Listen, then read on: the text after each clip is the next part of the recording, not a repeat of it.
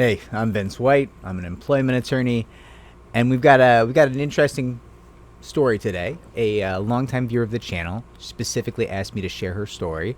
I'm gonna strip out all the identifying characteristics because I don't want to do that to her, but I'll do my best to summarize the story very, very quickly here, and then we can discuss it briefly.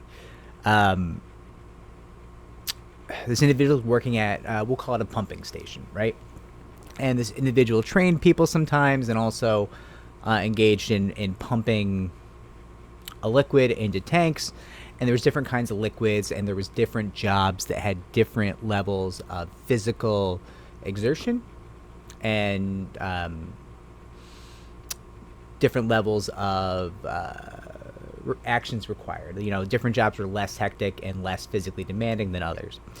And so this individual, she had been diagnosed with a heart condition.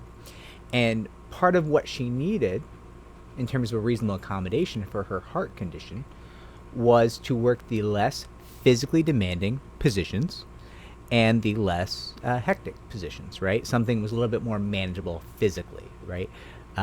Less orders to fill, less things to pump, less trainees to oversee. And you might say, oh, the trainees, that's not reasonable. How physically demanding could training people be?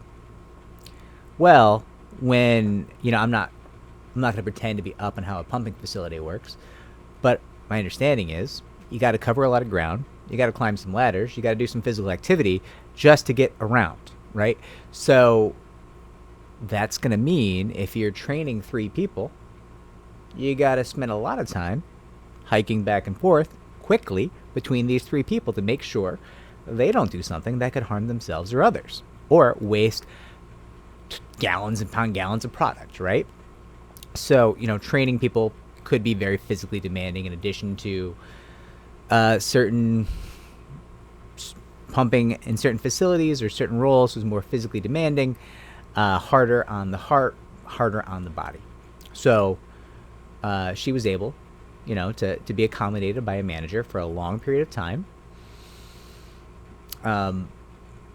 Thanks to her heart condition, right? Or due to her heart condition, not thanks to. We're not thanking a heart condition for anything, obviously.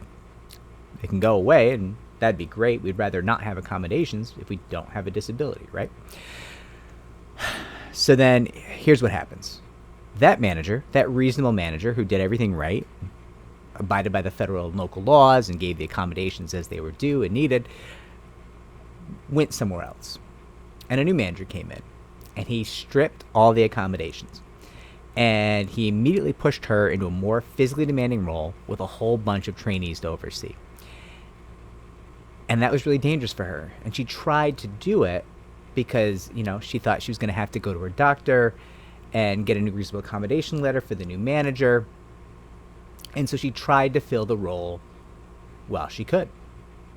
And as it turned out, that more physically demanding, more hectic role was actually very dangerous and very hard on her. And I think that was quite scary for her, right? I think that playing Russian roulette with your heart condition, where you can feel your body kind of acting funny and it's not going well, and you can physically feel that, right? You're trying to do the things you have to do to be successful in this role just for long enough to get to your doctor and get a new letter of accommodation for the new manager. And you can feel your body being impacted by that. That is gotta be some scary stuff, right? Turns out she ends up having to go on leave because, doing this more difficult role kind of put her in a bit of a spot, right? And so what you have is a manager who kind of ignored her accommodations, was either unaware of them or didn't care about them, or found some flaw, like maybe the manager before didn't do all the paperwork for the accommodations, just granted them because he was a good guy, right? Well, maybe this new manager took advantage of that, I'm not positive, and said, oh, you didn't dot every I, cross every T? It's not good enough for me. Get out of here. Go do the hard job, right? It's a really jerky thing to do, and my solution to that is just take leave immediately, go get the documentation you need for your reasonable accommodation, and be safe, right? You're going to have probably qualify for some family medical leave rights on the federal and maybe additional leave on the state and local level, right? So here's the thing. She goes out and leave, works with her doctor, does eventually get the accommodation, but feels...